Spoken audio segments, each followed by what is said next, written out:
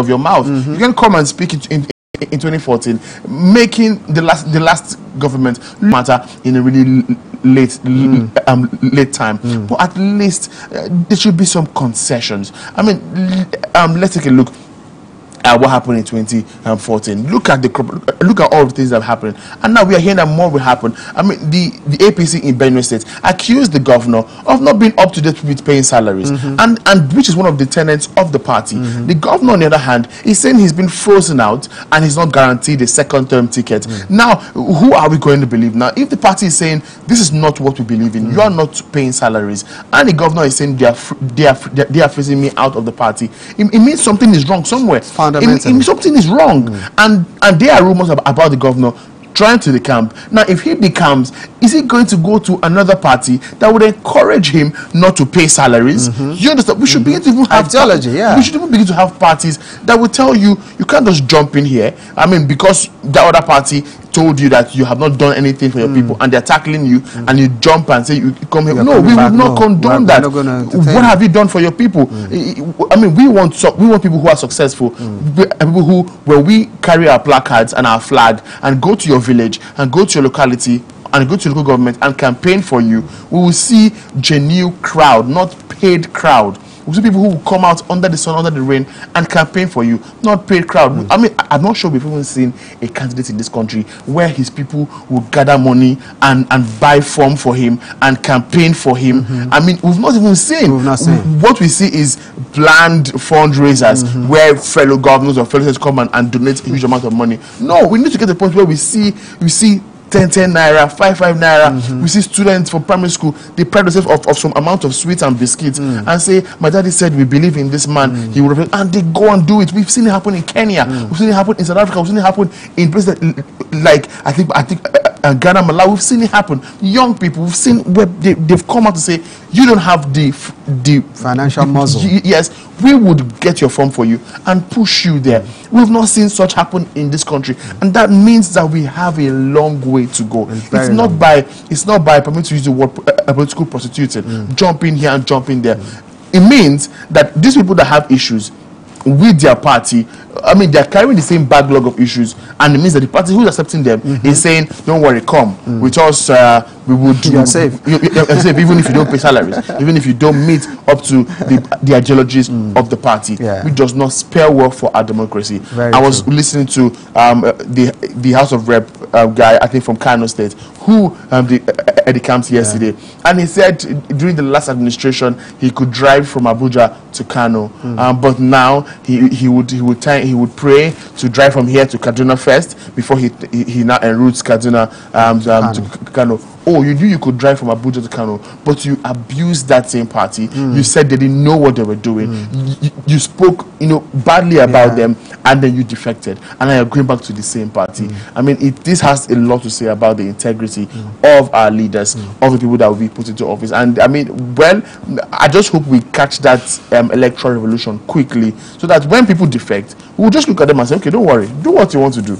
Let the next election come. We would vote who want to vote, and I mean, some of them have genuine reasons for going. I mean, some just want to follow the crowd. Some just want to, secure a second-term ticket or another term ticket, which let's see how far this would get. This will get them. All right, very quickly, let's take a short break. We'll be bringing in our guest, and we'll hit the phone lines open so that you can share your views on what happened yesterday, talking about the defection of some lawmakers. So this is the right time that you've been waiting for, I guess. We'll be right back after this break.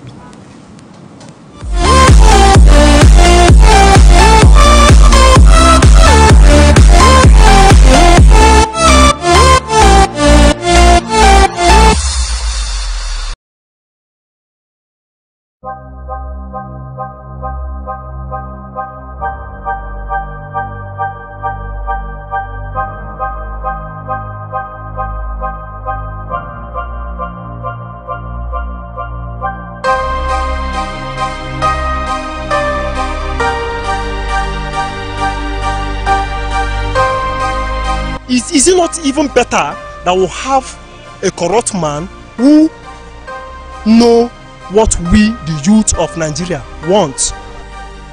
Trump, as you are saying, Trump is corrupt. Now he's the best president so far. Look at the economy of USA. When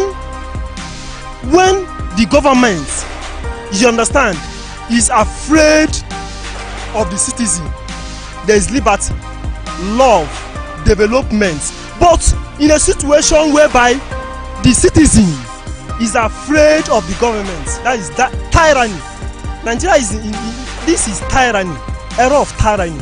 You understand? And you cannot take it away.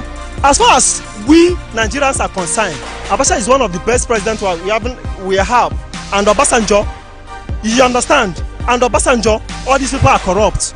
So is it not better we even have people who they said is corrupt that will come and solve our problem in this country than people who say that they are sent, that things are not moving. Our economy is shut down, many things is shut down, nothing is working.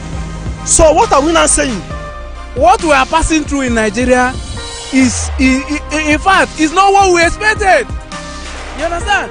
Even so the Nigerians that voted for, because personally myself, I never voted for Buhari for one day. My vote was not casted for him because I know him right from history.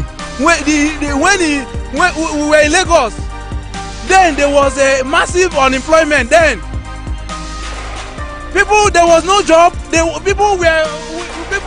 People suffer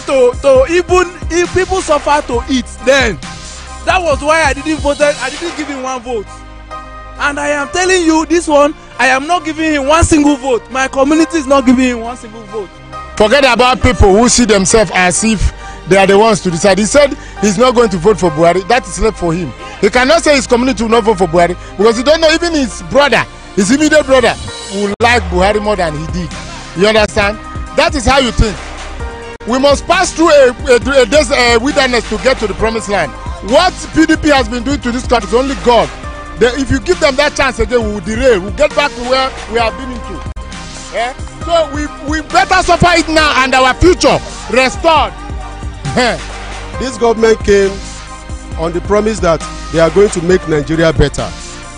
And on discovering, they discovered that there are a lot of messes, which to clean up that messes, it will not take 1 or 2 years, or even 3 years, or one single term.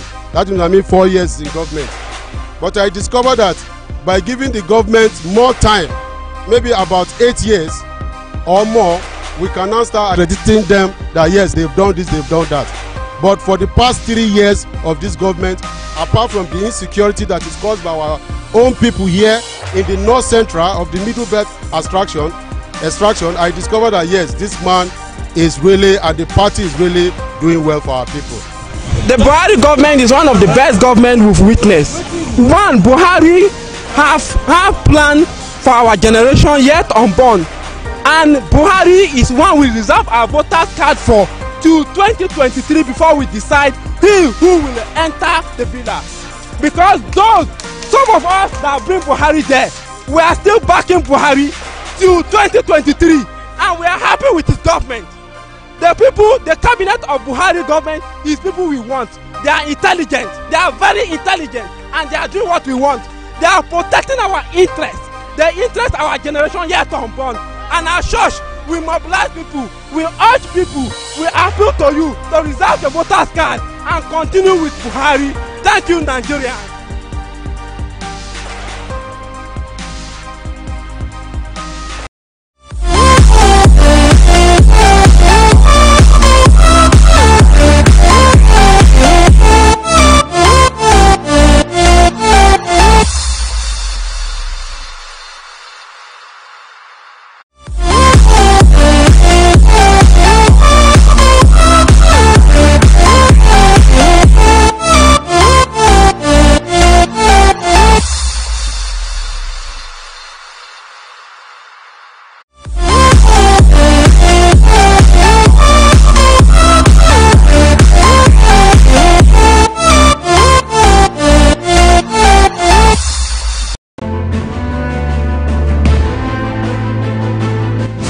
soldiers helping Nigerian forces fight Boko Haram. We will have to persuade Nigerian legislatures. This is coming together of people who are engaged.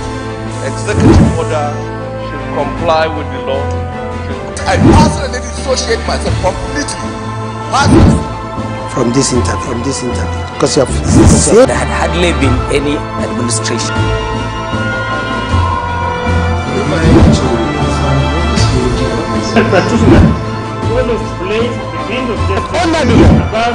No religious body in Nigeria validate the claims by the INEC chairman. It is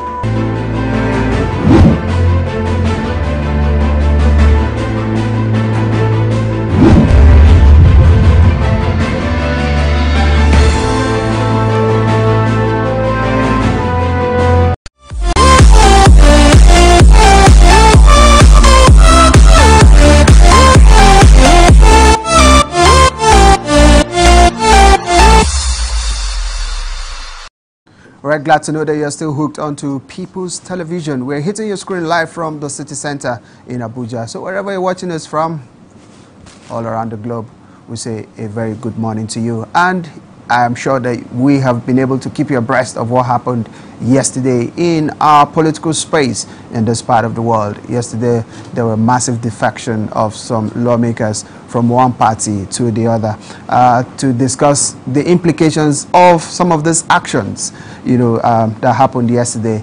We have in the studio with us Max Oga. He is a political analyst, and he will be telling us more what the implications are and what is the stand of the Constitution.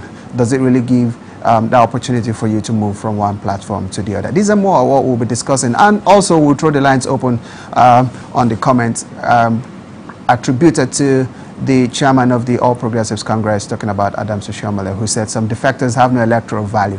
So what's your stand on that? Do you agree with his position? All right, Max Oga, good morning. Thanks for joining us today. Thanks for having me, Mr. Pius. Yeah.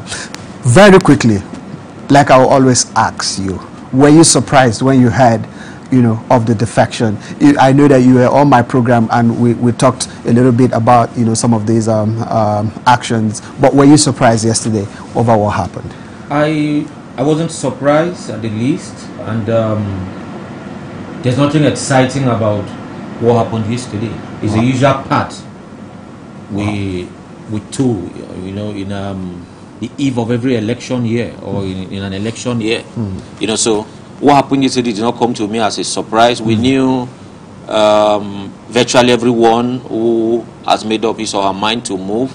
The only surprise was that the principal officers in both chambers of the National Assembly did not move directly yesterday. Yeah, they did not join their foot soldiers, to move openly. But we know that they are gone.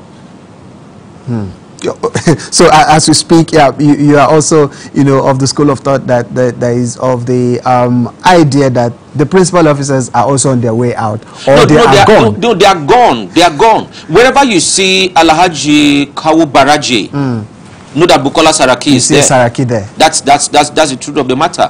Even political neophytes will know that Saraki is already gone. The two senators from Kwara State, other than himself, the other two senators, Ibrahim Shaw and Shabala Fiagi, former governor of the state, I mean, they are gone. Members of the House of Reps are gone. I mean, I can tell you for free that Bukola is already gone, so we are just waiting for the coronation ceremony. He was coronated in Waziri the other day, so we are waiting for the coronation ceremony of his return to, to PDP. But it's already there. He already has the jersey. Even his governor, I can tell you for free. Wherever Saraki stands, that's where whoever is the governor of Kwara State stands there. So they're already gone. Dogara is gone, and as a matter of fact, they didn't even leave APC this year. They had left APC a long time ago. Immediately after they used the APC platform to win their elections, they left the APC. Take that from me. What are those parameters that you're using to judge some of these actions? Well, from what we've seen thus far, there's nothing to show that APC is in the majority in the Senate of the National Assembly of Nigeria, and of course the House of Representatives of the National Assembly of Nigeria. These people have been PDP in all that they've done. In all that they've done, they've been PDP. So what happened yesterday was a mere manifestation of physical manifestation of all that has been going on all of this while. Like I said, nobody should be surprised. We have always had this. In 1999, the likes of Francis Aton Zeribe, Florence Itagiwa, Adeseye Ogunlewe, former Minister of Works, all of them came to the National Assembly under different platforms. Itagiwa and Aton Zeribe came under the APP platform. Ogunseye and our brother Obanikuru came under the AD platform. But as time went on, they all moved to the People's Democratic Party, right? In 2013, 2014, we saw a lot of movements into the All Progressives Congress, right? And now we are seeing the same thing happening. Even though I can tell you again for free that we must look at, before we celebrate, let us look at the ultimate implication of all of this. Number one, are all of these things for the good of the people? Okay, Max. Yeah, Max, let me cut you short there. We have a caller on the line. Hello, thanks for joining us this morning. Absalom. Hello, Absalom. Absalom, can you hear me?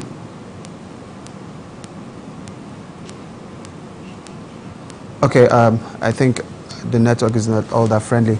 All right, Max. Yes. So the movement, whether it is into APC or out of APC, is for the good of those who are moving. No, it is not for you and I.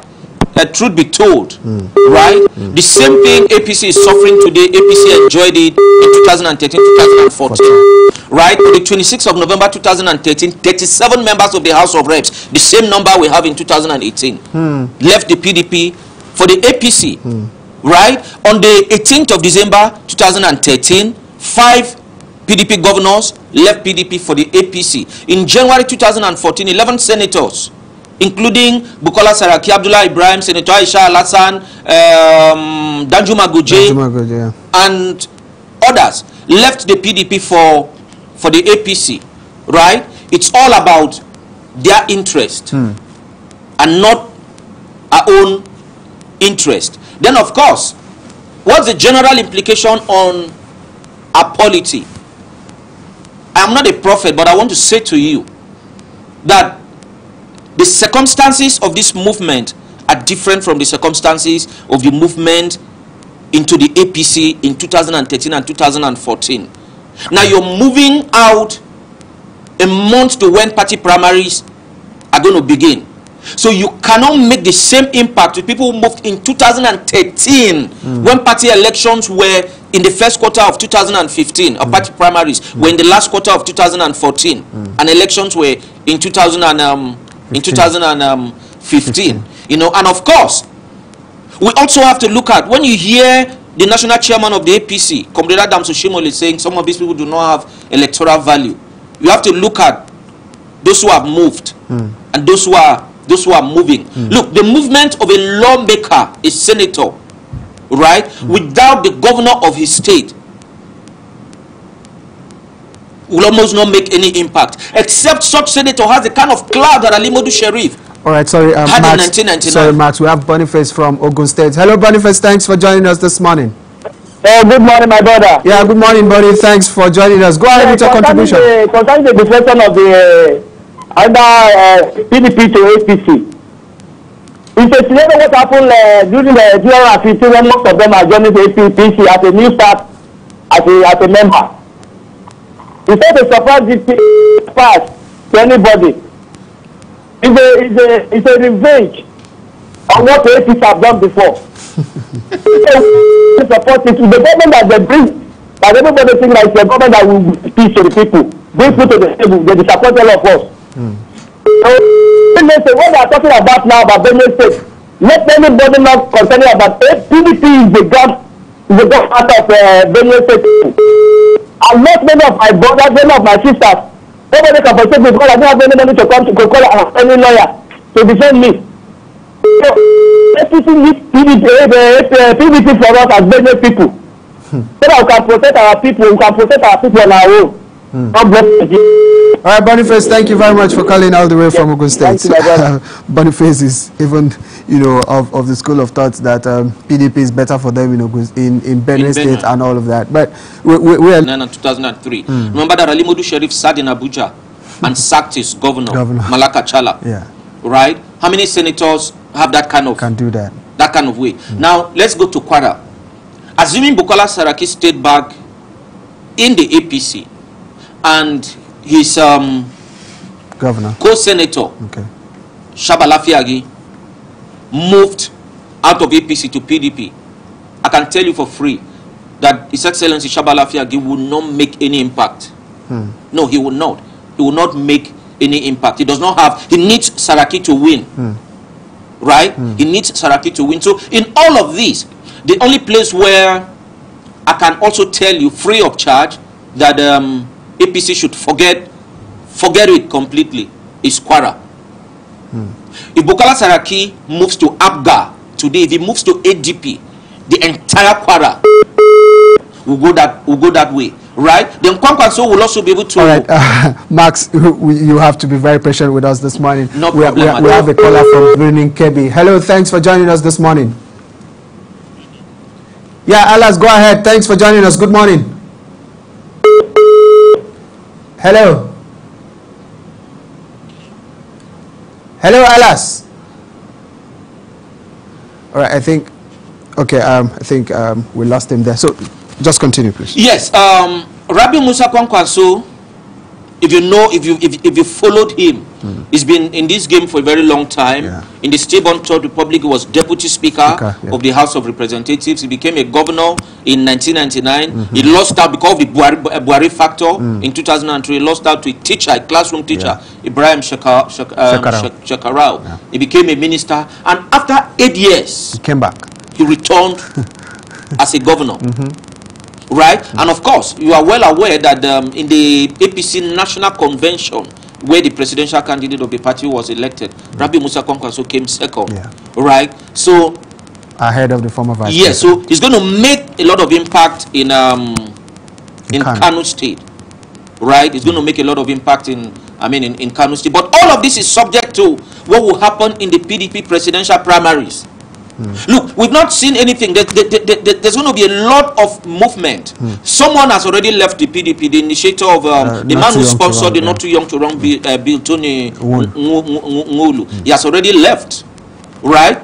Now, the outcome of the PDP presidential primaries will show a lot of other people the way out. The smaller parties are going to benefit. That's why I feel bad that the SDP was already beginning to build a brand. Right? But unfortunately, the SDP said it is going into an alliance with the PDP. The SDP would have been a beneficiary of a lot of these defections from APC and PDP. If you followed Obasanjo said, APC cannot help us, PDP cannot help us. Right? He was talking about the third force. The SDP clearly stood out as a third force. Now, when people lose primaries in the PDP, they are going to move. Their foot soldiers are going to move. A lot of them. Right? Atiku, His Excellency Atiku Abubakar is there. His Excellency Sule Amido is there. His Excellency Ahmed Makrafi is there. His Excellency, the distinguished Senator Bukola Saraki, the Senate President, also has a presidential ambition. He's not just living because he hates the APC. Right? A lot of other people are there. The governor of Sokoto State, Aminu Waziri Tambuwal, also has a presidential ambition. Of course, governor of Gombe State. So by the time the primaries of PDP are lost and won, you see a lot of movement. Then let's go back. When we talk of certain things happened in 2013, 2014, 2015, let's not pick and choose. In Kwara, the movement into the APC of Bukola Saraki and his army pushed out Dele Belgure, SAN, who was already building the party. He ran as ACN governorship candidate in 2011 and all of that. When Bukola Saraki came, Belgore left. In Kano, when Kwankwaso joined the APC, Shekarau was a founding member of the APC, left. The same thing is going to happen. Look, I cannot stay back to build a party. Take, for instance, in Adamawa, I cannot stay back to build a PDP. And you come and hand over the structures to an Atiku Abubakar, right? Who has been unstable in the party. No, that's the truth. Right? I cannot stay back in Benue and build a party. Everybody deserted the party. I cannot stay there and build a party, and you come and hand over the party to a Samuel Uto or any other person or a Gamade. Right? So these movements will continue. Then, of course, we have been told that a lot more are going to move. But let me tell us, the movements out of the APC will not be as being expected or speculated. Now the National Assembly has gone on recess. A lawmaker cannot effectively defect from his or her political party without an announcement on the floor of the National Assembly, whether Senate or House of Reps. Now they've gone. They are going to resume on the 25th of September. By that time, party primaries are almost concluded. A man like Shehu Sani, for instance, Shehu Sani has not moved. Right? If you watch Shehu Sani doesn't have problems with Buhari. Of course, none of them has problems with Buhari, except those who have presidential ambitions. Shehu Sani doesn't have problems with Buhari. He has problems with El-Rufai. So once you assure Shehu Sani that, look, his ticket to return to the Senate is guaranteed. It's guaranteed. He's not going to come back. He's not going to leave. Right? He'll quietly take his ticket and go to and return to the Senate. Right? By the time they come back in September, primaries are lost and won and all of that. So if you have lost primaries or you have won primaries, you have been placated with an automatic ticket, why do you want to why do you want to move? So it is those who are not in the National Assembly who can freely defect, who may move. But what impact will they make? Now, for Benue, if you watch what is playing out, Benue is gone. Right? 2 senatorial districts in Benue are gone. For the senatorial district where George Akume represents, I say this advisedly, he is a principality in that senatorial district. You cannot beat him. Since he joined the ACN in 2011, State House of Assembly, House of Reps, Senate, for that senatorial district, Akume is in charge. Whether he's going to be able to get some forces on ground to help him keep Benue, I don't know. But from what we see now, for the other 2 senatorial districts, Benue is gone. So there are interesting times ahead. The governor of don't count. When I hear the APC saying we have 25 states, no, it is wrong to still count Kwara as an APC state. The governor will leave, even though there are also problems ahead. These 2 senators who left, Lafiaji and Ibrahim Isho, they want to come back to the Senate. The governor himself, who is concluding his 2nd term now, wants to come back to Senate. So Bukola Saraki is going to have some serious issues in his hands. Is he going to support the incumbent senator for the senatorial district where the governor comes from to return to the Senate with the sacrifice the senator has made, joining him to leave the APC? Or is he going to support the governor, head or tail? There will be crisis. Then, of course, the height of political intrigue in next year's election will be in Kwara. Right? Senator Gbemisola Saraki is not with her brother. Yeah, she's coming out. She wants to come to Senate. So, and I foresee the powers that be giving her all the support. I said something to you on one of your shows here, that Lai Mohammed is the first minister who has come out of Kwara since 1979 without the endorsement of the Sarakis. Right? And we are likely to have a situation where the same thing will be done to upstage Saraki. Right? But you need Gbemisola, you need one of the Sarakis.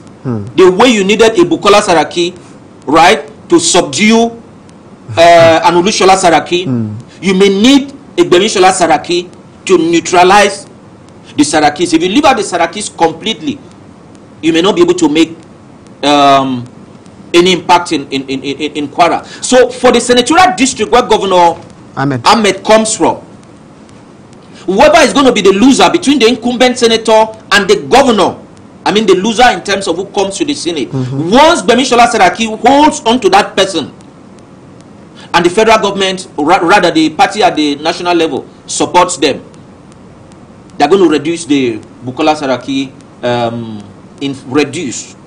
They're going to reduce the Bukola Saraki influence in Kwara. Then, of course, I foresee a lot happening in Kogi West. Right? The people are already saying we already have people with an eye in the Senate. That's PDP. So what are you going to do with Dino Melaye? Are you going to push out those who have been there building the party to give Dino Melaye a ticket? Right?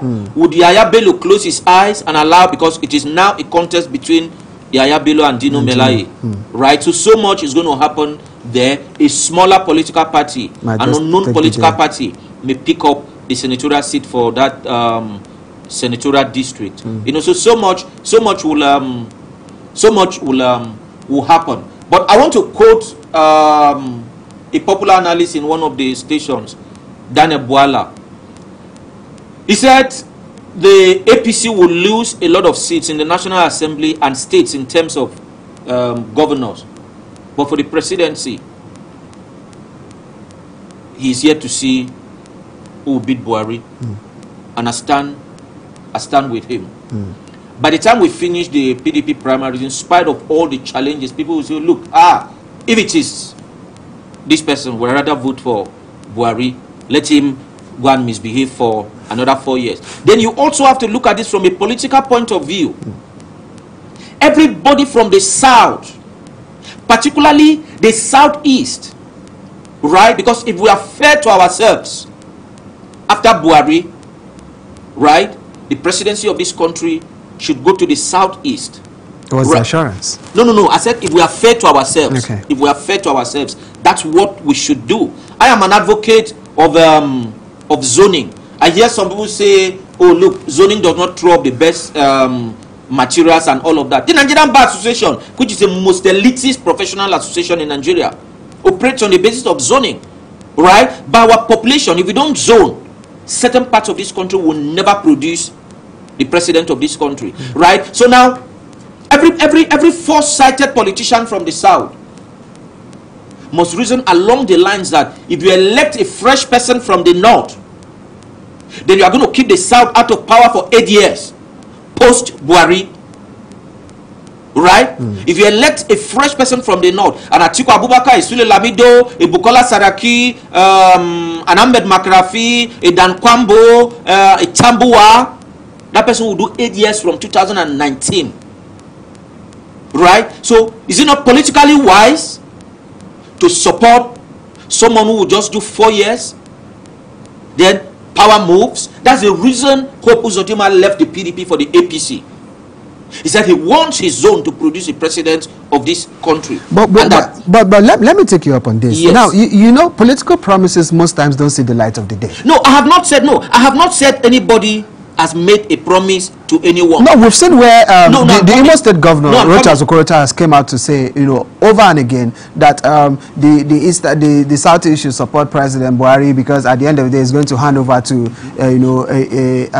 an Easterner, you know, to emerge as the president. But you also need to understand that most times political promises don't see the light of the day. No, Buhari has not made any promise. Rochas cannot make a promise on behalf of Buhari. Buhari is not competent to make a promise to anyone that I will hand over to you. It is a Nigeria people, you and I, right? You and I, we must be fair to ourselves. The Southwest has produced a president of this country, right? The South has produced a president of this country. The Northwest has produced 2 presidents in this political dispensation, right? The North Central has not produced.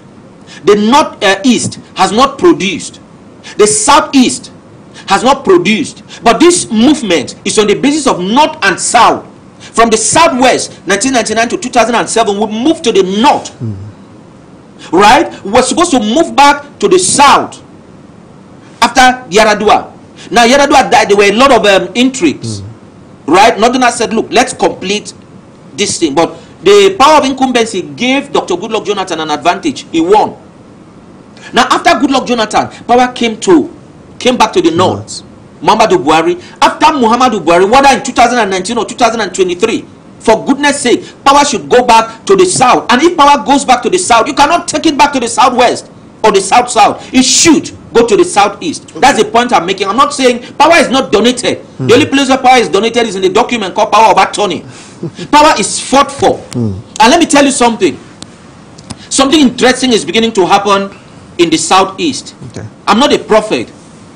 The southeast is becoming politically savvy, right? They are gravitating towards APGA. You know, I foresee a situation where you have a lot of state house of assembly members, you have a lot of House of Rep members, you have a lot of you know, senators from the southeast coming under the APGA platform. And of course, APGA, as it has always been, APGA outside Ojukwu, APGA has not presented any presidential candidate. They have always supported the party in power. So once the southeast builds that block, our friend Tony Nwulu, who has just moved, I don't know where he moved to, but I suspect he will bet in APGA at the end of the day.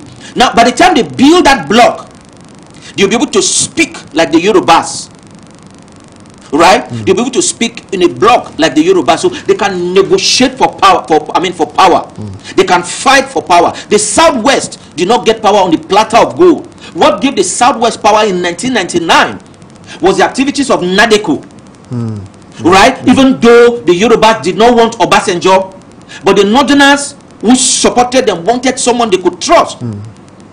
That's how power landed on Obasanjo's laps. But Nadeko fought for it.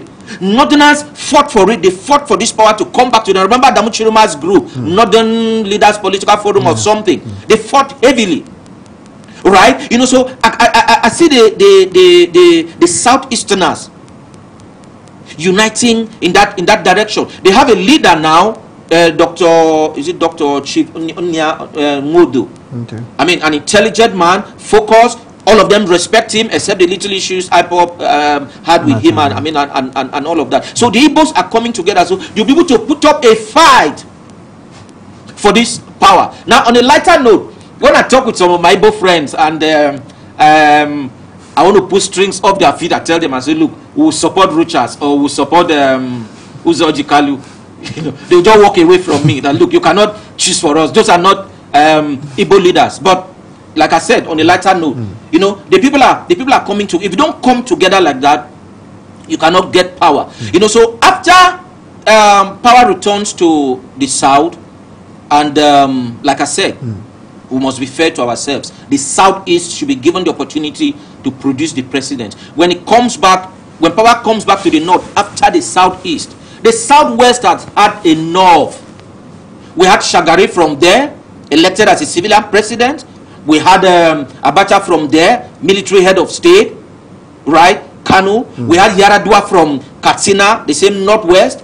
We have Buhari today from Katsina, the same northwest. How about North Central, right? How about Northeast? The Northeast has never been in power except when Tafawa Balewa was prime minister. For military governments, yes, we've had, two people from the North Central, Yakubu Gowon, Ibrahim Babangida, Abdul Salami, Abubakar. So all of these things, must come to play. Now, God did not create Nigeria for the Northwest alone to produce presidents of Nigeria of Northern extraction.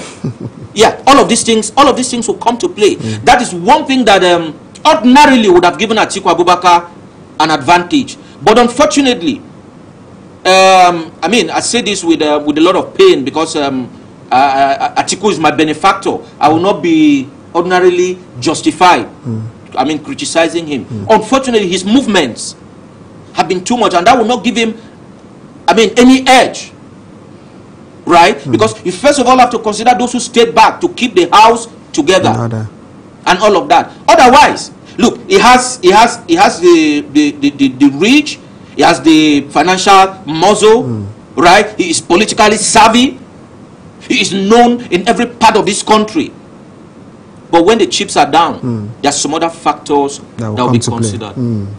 Okay, let me draw your mind back. I've got a series of questions to ask, but I'm talking about the southeast now. Yes. And you saying that we should consider. Now you're talking out of morality. Like we should just consider that after this time, if Buhari goes back again, and after this Northwest season, it should fairly, But if we bank on being fair, and the party or the two main parties that we have do not subscribe to this zoning, it still does not give the Southeast the guarantee of 2023 after Buhari. No. That's why we have to work. Now remember, I didn't make that point in isolation, right? I said those who are foresighted, that's what they should consider, right? They should consider that, look, supporting a fresh person will keep us out for 8 years. I mean, I'm just trying to put on the table the things that will influence the outcome of next year's election. That's why I made that point. So if they begin to build now, that's why I said they are coming together. Igbo politicians are beginning to speak with one voice. Take it or leave it. Right? They're beginning to speak with one voice. It is not an accident that Princess Stella Odua left the PDP, a majority minority party, and joined APGA, where she is the second senator that party has in the National Assembly. It is not an accident. Then if you watch the caliber of people, the owner of ABC Transport what's his name, the owner of ABC Transport and Chelsea Hotel is running for governorship in Imo. APGA, Alex Oti is running APGA, and declared that. You understand? And a lot of prominent Igbo songs. That's how to come together, right? So they are making a statement by coming together, so they can push. If they come together like that as a block and support someone, if they're able to support someone who will say, even though that is not feasible, if they're able to support someone from the north who will say, I will do 110, even though nobody has ever kept that agreement, that started and ended with Mandela in Africa. Do you understand? But if they're able to do that, fine and good. If they want to support someone now who would in turn, a zone that would in turn support them after 8 years, well, it is left for them. But the point I'm making is that there's a need to come together, and I see them coming together. And I've also said that, look, it is whether supporting someone to just do 4 years or supporting somebody to do 8 years will play a very prominent role in next year's elections, right? And that again will influence a lot of movements into and out of the APC. But if you look at political watchers, yes, if you hear them, they will tell you, what if the PDP comes up with a strategy of wooing the Southeast with a vice presidential ticket, and also saying we would, tilt to the Southeast after 2023. What if they woo the Southeast now with a vice presidential ticket? Now, it all depends. Now we're gonna have a clearer picture. I pray God gives us life. I also pray that I have the privilege of coming here after the presidential primaries. What will determine all of these things, right, will be who emerges as the PDP presidential candidate. There is somebody I know, right? There is somebody I know who is very strong, who has a lot of fans right now, but who can never be president of Nigeria. I am not God, but I know he will not be president of Nigeria. It happened to his father, and it is going to happen to him, because he is neither a bird nor an animal. He's like a bat. Oh sure, if he wants to run by virtue of the ethnic group where his name is drawn from, the people will say no, we are the mainstream people from here. If he wants to run by virtue of where his state falls, the geopolitical zone where his state falls, the people will also say, look, we are the main people from here, the sons of the soil. So that's going to affect him, seriously. So if you give such a person a ticket, even if he picks the president of Ohanese Igbo as his running mate, he will make no impact, right? So we'll get the picture clearer, and of course anybody can make a promise. Someone who is outside the ring in a football match can make a promise to you, but you know that the value of that promise will be like the value of a Zimbabwean dollar. Right? Someone who is within the ring, if he makes a promise to you that, look, I'll pass the ball to you, you know that there is hope in that one. So all of these things will come to play, Mr. Daniel. Okay, now we also, if you also, you know, if you're following political moves, you also see that you made comments. I am not if I am following political moves. Okay, you made comments about those who are returning back to the old parties, and the fact that those who have remained will say, how can we stay back and build the party, and then you defected, and now you're coming back, and you expect, especially those who have ambitions prior to 2019, and they are nurturing it, and then you have defected and you just came back and want to. That's going to play out strongly in Kano. In some state, yes. Shekara is likely to leave the pitch. Shekara cannot stay in the. They have never worked together with Kwankwaso. No, but don't forget that some of these people who left the party, the PDP, in the past have contributed meaningfully to this party. We know that a man like Atiku Abubakar, even if he's been like the waves, have single-handedly contributed to a party. Let me say something like PDP in Adamawa State. Let me say something to you. Like I said, I'm a beneficiary of Atiku Abubakar.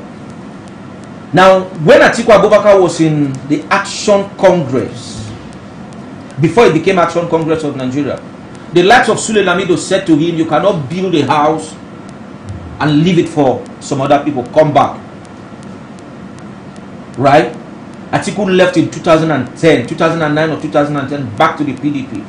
Then, it was the same Sule Lamido, when Atiku came up with his presidential ambition, who said, we cannot build a house, we cannot stay back to sustain this house for you to come and benefit from it.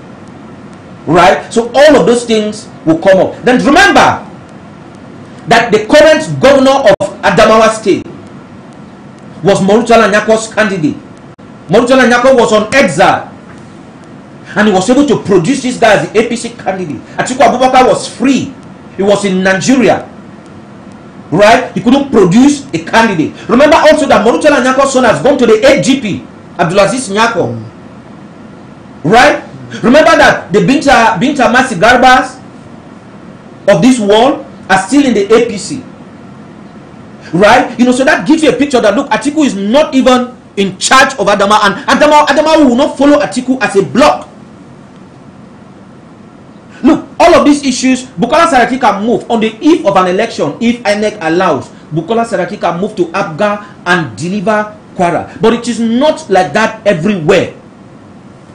Right? Now let me do some analysis for you. Kwankwaso has returned to, when Kwankwaso left the PDP for the APC in 2014, January 2014, that's when the governors moved. 26 members of the Kano State House of Assembly left with him. As we speak right now, no single member of the Kano State House of Assembly has left. They didn't sit yesterday. They are going to sit, excuse me, they are going to sit tomorrow, Thursday, and there are speculations that not more than 5-6 people will leave. Someone who is a commissioner, somebody, Musa Kwankwaso, I suspect that is his younger brother, I mean, addressed the press yesterday, and he said the movement of Rabbi Musa Kwankwaso will not make any impact. Remember that he moved to the entire structures when he moved in 2014, but right now, the man who was his deputy then is the incumbent governor. So the stakes are not going to be the same. Then there's the Shekara factor also there.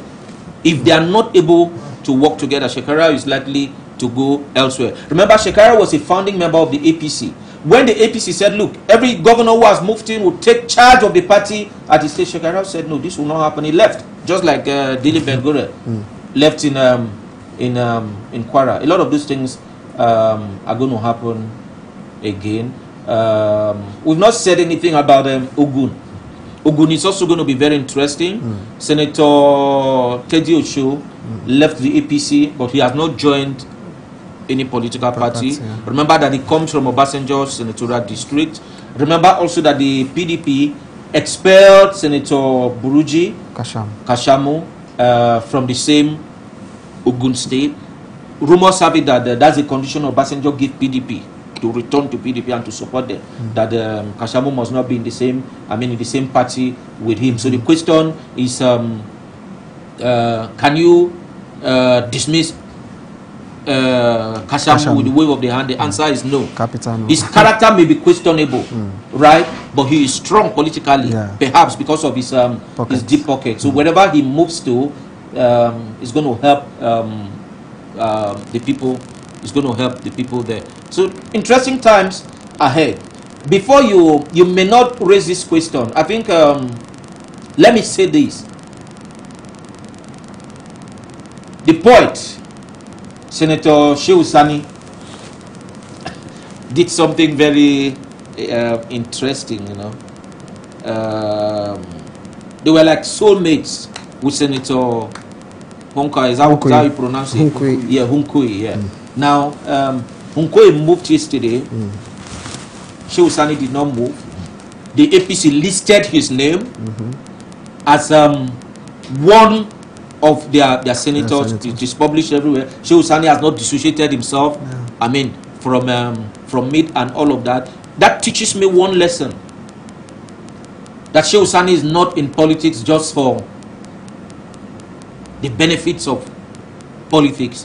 The issue of ideology, the issue of principles in politics that you people canvassed here before the show with me, started. I think people like Shehu Sani, right, are ready to lay that foundation. But he tweeted yesterday, actually. Yes. He tweeted that he just got a report that some men, just left his house, and he got intel that they are from security agents who just left his house, and that he knows that he could be on the radar for prosecution, and that he still continues to struggle. This was his tweet yesterday, that he has been in the struggle before being a senator, and that this will not deter him from continuing in the struggle. That can be said to be a subliminal message. Well, that remains speculation. Bottom line is that Shehu Sani has not said, "Oh, look, APC, stop counting me as one of you." He has not said so. So we have to. Now let's talk about the PDP. Now, do you see? There is so much. Now, Dan, before I take your question, I think I need also to commend the PDP. So much has happened to the PDP that ordinarily they should have a broken house, a broken plate. Do you understand? But they've been able to keep themselves together. The crisis with Ali Modu Sharif and all of that, people stood on. People fought on. Right? If those who have helped to keep the PDP together since 2015, if they are given the opportunity to continue, I think with time, because the system is evolving, right? With time, the PDP will come up stronger. This issue of you lose an election, you kill your identity, or you stop existing, should leave us. When the Labour Party loses, it stays on and prepares for the next election. When the Republican Party loses, when the Democratic Party loses, it stays back, right? People don't move, and and all of that. So thumbs up from me for the PDP. Their number of governors will increase any moment from now, right? Their number of senators has gone up. Number of members of the House of Reps has gone up. Then the drama you saw in the Benin State House of Assembly, I'm sure all of those people will eventually move to the PDP. Your question now. But don't you think there's a big one coming from for the PDP if they don't hold their acts together? Looking at the fact that there is so much of interest and ambition in that party. Yes. You just outlined, or we outlined, so many people who have interest. Yes. Kwankwaso, Saraki, Atiku, who we know has so much money to throw around because of his ambition. A Dankwambo, a Tamboa, if he defects, if he defects and comes to the PDP, he would also want to nurture an ambition. That is the reason why he's going to defect, and that's the reason why he wants to defect. Lamido, who is already touring states, who has gone to visit Fayoshe, as well as Atiku, who has done the same. Now, if all of these interests come to play at the primaries, and one of them gets the ticket.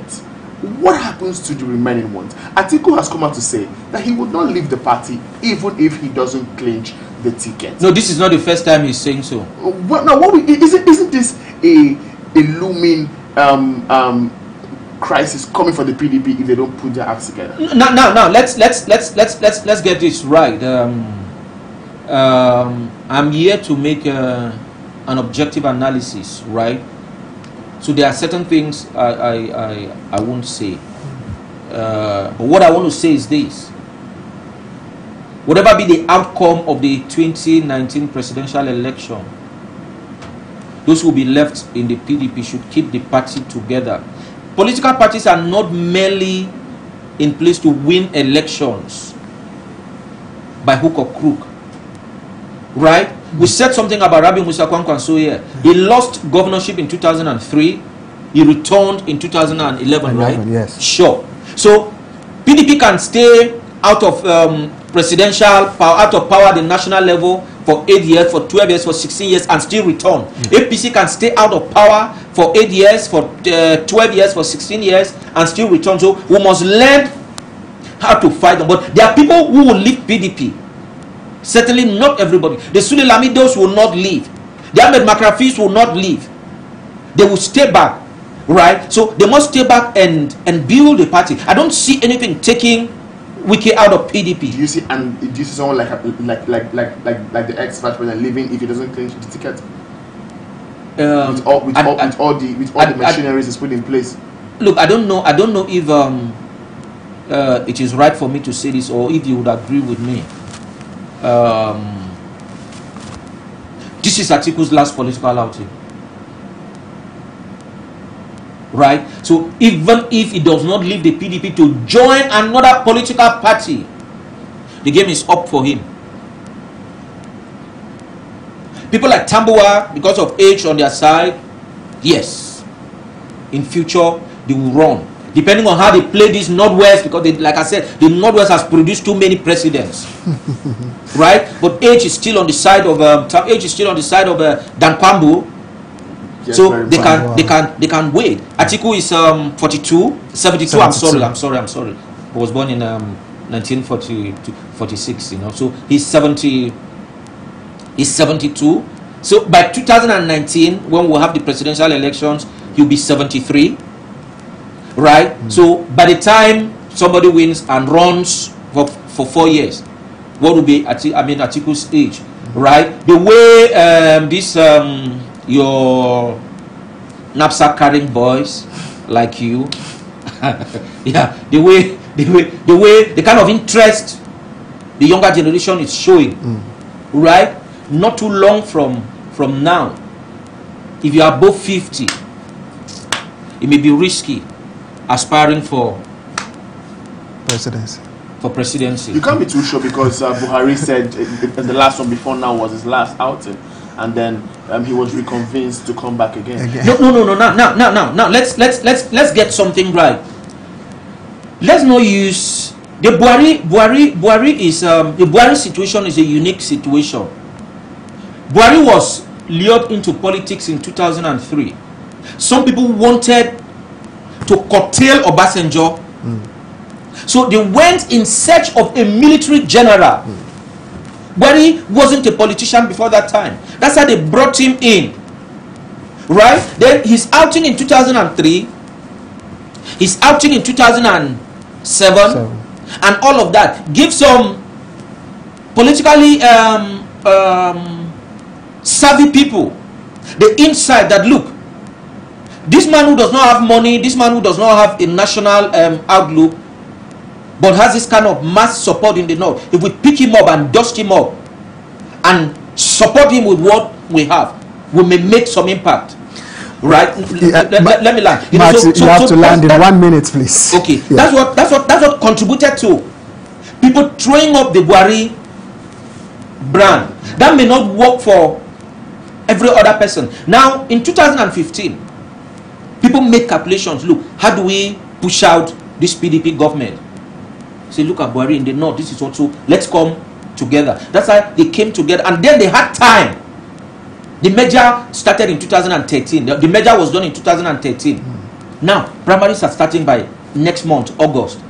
So you cannot, the situations are not the same, and it may not be the same like that in future. Remember that no alliance has ever succeeded in Nigeria. In 1999, we had the AD-APP alliance, Ulufalaye, Umaru Shinkafi. It didn't work out. Yeah, sure.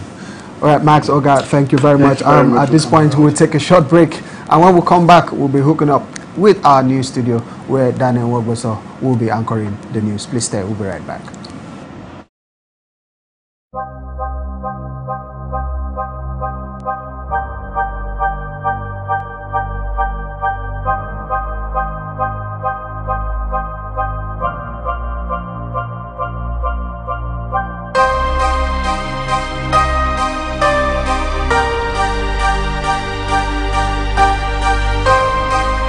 Is it not even better that we have a corrupt man who know what we, the youth of Nigeria, want?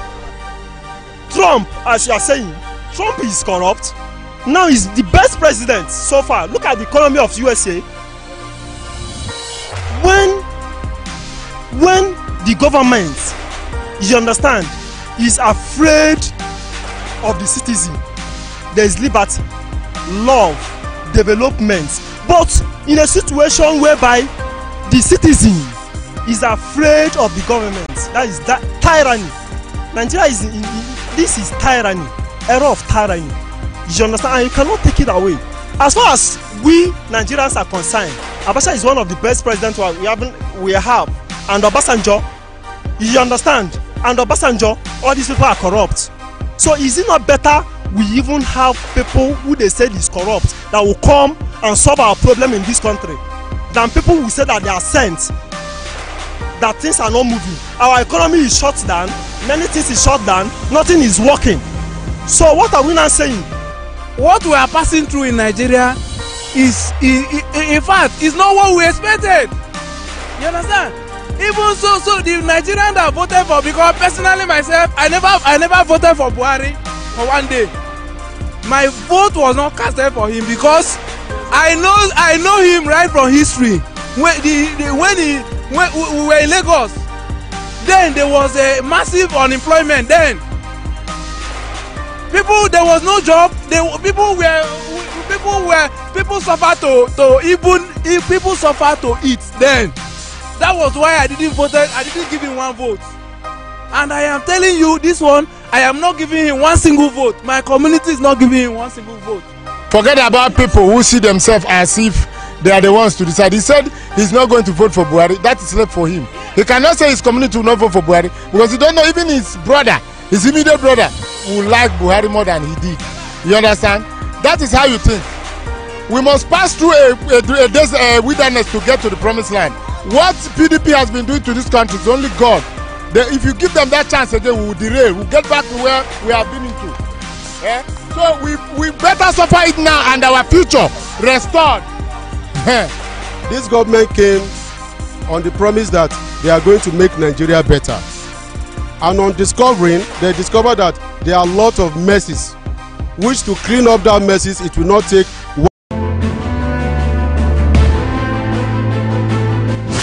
Soldiers helping Nigerian forces fight Boko Haram. We will have to persuade Nigerian legislatures. This is coming together of people who are engaged.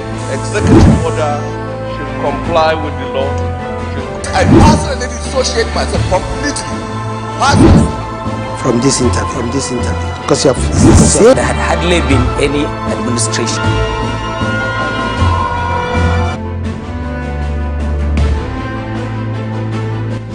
Soldiers helping Nigerian forces fight Boko Haram. We will have to persuade Nigerian legislatures. This is coming together of people who are engaged.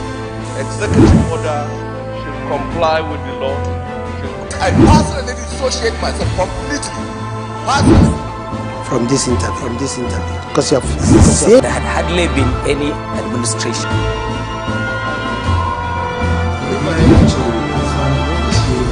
Well explained the kind of justice about no religious body in Nigeria validate the claims by the INEC chairman. It is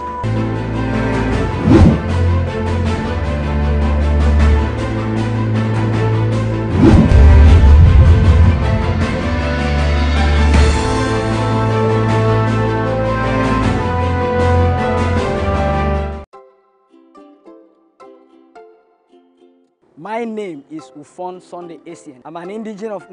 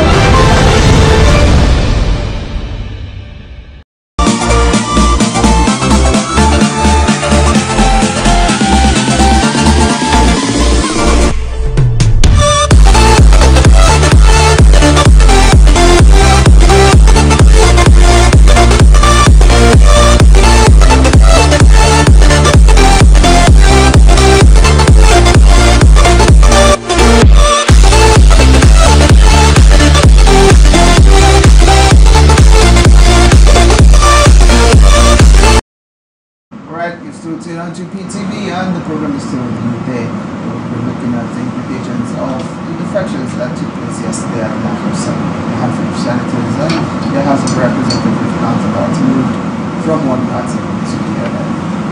Max Oga has been in the studio with us telling us some of the implications of what happened yesterday. Now, in 1 minute, can you just tell us what the legal implication is, as it relates to this movement in 1 minute before we return to the studio?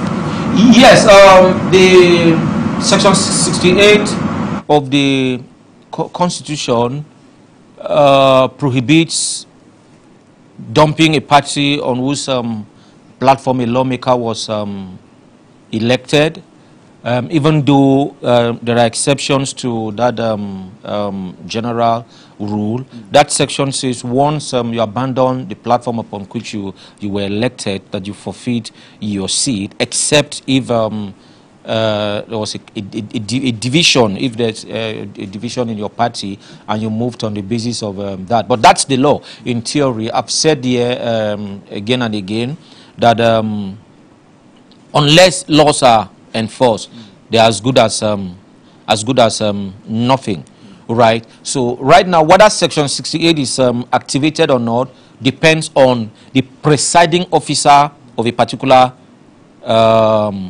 a house, right? In Akwa Ibom State, shortly after the 2015 elections, a member of the State House of Assembly defected from the PDP. Yeah, he was, yes, he was, his seat was declared vacant. It also happened in Cross River, right? But in the National Assembly, it does not happen. So it is, everything begins and ends with the discretion of the presiding officer, even though the law says you forfeit your seat, but it has never happened. Thank you very much, Max, for giving us that insight into all of this. Definitely, we will bring you back for more, analysis as it relates to defection, because like you're rightly informed, there are more defectors as they are.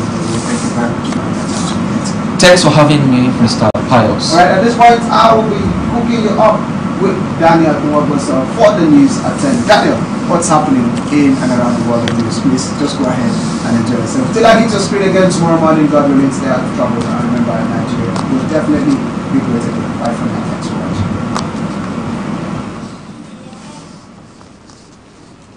Morning, Pius. A whole lot happening, but let's keep our viewers updated. Good morning and welcome to PTV Today. I'm Daniel Nwabusa. Now, the Senate on Tuesday announced the defection of 15 senators elected on the platform of the All Progressives Congress to the People's Democratic Party. But soon after, 2 senators on the list maintained that they remain members of the ruling party. And while political observers say the defectors have tilted the majority to PDP, there are suggestions that APC remains the majority party in the upper chamber. Not many people knew what to expect after the initial reports of a police siege on the homes of the Senate President and his deputy, Ike Ekweremadu. But Saraki showed up in the Senate chamber and soon made a major announcement. After due consultation with our constituents and stakeholders in our constituency, in proper recognition of Section 68(1)(g) of the 1999 Constitution as amended, and for the fact of our party, the All Progressives, is hereby majority faction, we hereby inform the Senate that we, the undersigned, Senator Dine Milai Kogi West, Senator Bernardi Gebas Ganade Benue State, Senator Ibrahim Dambaba Sokoto State, Senator Shabala Kwara North, Senator Mohamed Shitu Jigawa, Senator Rafi Ibrahim Kwara South, Senator Unkwi Kaduna North, Senator Isa Haman Bauchi Central, Senator Mosura Sumoni Oyo Central, Senator Shoji Akombi Oyo South, Senator Usman Bayo Nafada Gombe North, Senator Musa Kwankoso Kano Central, Senator Nazif Bauchi North, Senator Alenwadi Tejoshu Ogun Central, hereby informed that we don't sign a change in our political affiliation from the All Progressive Congress to the People's Democratic Party. We thank you for your exemplary leadership, as always, yours sincerely. Soon after the announcement, Majority Leader made a passionate appeal. He also noted that there was no legal grounds for APC senators to crisscross to the PDP in the red chambers. Mr. President, we have our internal challenges, and as a political party, we all know how so much efforts by so many stakeholders to address the issues that bedevil this party. Mr. President, the disagreements do not translate into factionalization. I therefore feel that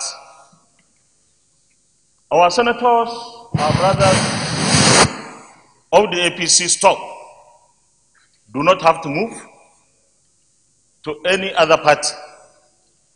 I also believe that because the issues are under serious discussion